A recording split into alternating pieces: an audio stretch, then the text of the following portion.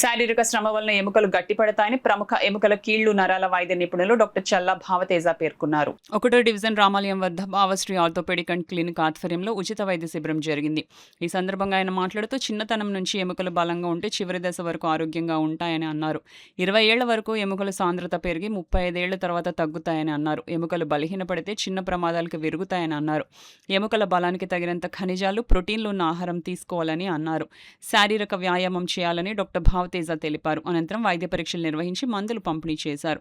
ఈ కార్యక్రమంలో Adabala Ratnaprasad, నిమ్మకెల Venkateswararao, P Subbarao, Aireddy Satyanarayana, బుధురా Satyanarayana Raju, K త్రిమూర్తులు, శ్రీను, స్థానికులు పెద్ద సంఖ్యలో పాల్గొన్నారు. ఇక్కడ నిర్వాహకులు వాళ్ళు మనకి ఇక్కడ ఈ మంచి కార్యక్రమం చేయడానికి ఇక్కడ అవకాశం ఇచ్చారో వాళ్ళందరికీ ధన్యవాదాలు.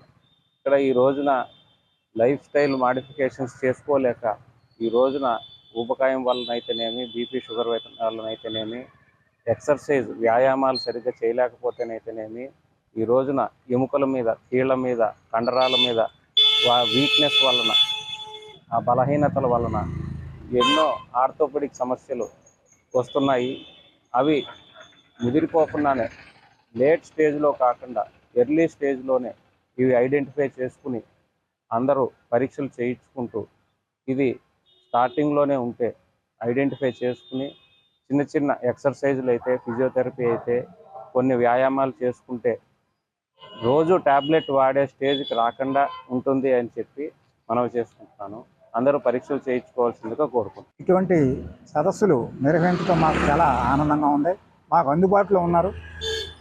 మాకు సరైన వైద్యం సరైన టైంలో సలహాలు సూచనలు ఇచ్చినటువంటి భావతేజ గారికి చాలా ధన్యవాదాలు తెలుపుతున్నాం. ఇక్కడ రామాలయం దగ్గర తగిన ఈ ట్రస్టీ సభ్యులు ఐరెడ్డి సత్యనారాయణ గారు అయితే, పౌలూరు సుబ్బారావు గారు అయితే, ఇతర వాకర సంఘం సభ్యులు మన అడబాల రత్నప్రసాద్ గారు, బుద్ధరాజు గారు, సత్యనారాయణ గారు, ఇతర సభ్యులందరికీ కూడా ఇక్కడ హాజరైన సభ్యులందరికీ మా సహాయకార్యాలు ఉంటాయని వాళ్ళకి ధన్యవాదాలు చెప్తూ, డాక్టర్ గారికి మా సహాయ సహకారాలు ఎప్పుడు ఉంటాయని నేను చెప్తూ వారు సహకరిస్తాం. మేమందరూ కూడా ఎక్కడ క్యాంపులు పెట్టినా కూడా అవి బాగా సక్సెస్ఫుల్గా నిర్వహించి చేస్తాం. వారి యొక్క సలహాల సూచనల మేరకు మీరు అందరూ పాటించి అవి అమలు చేసుకున్నట్లయితే మనం ఆయురారోగ్యాలతో ఉండాలని చెప్పేసి మన యొక్క ఆరోగ్యాన్ని పెంచుకోవాలని చెప్పి ఈ సందర్భంగా అందరికీ కోరుతున్నాం.